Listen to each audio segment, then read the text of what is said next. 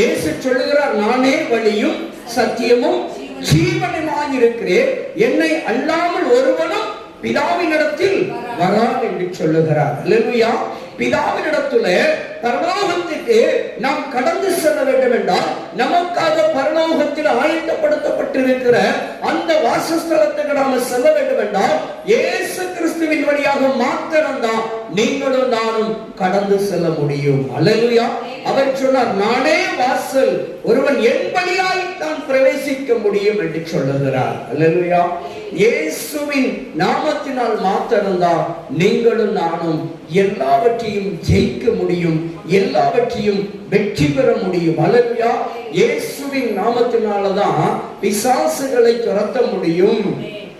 பிசாசே வெளியே போ அப்படின்னா அது என்ன செய்யாது, போவா. இயேசு கிறிஸ்துவின் நாமத்தினால வெளியே போ அப்படின்னா அந்த பிசாசு வெளியே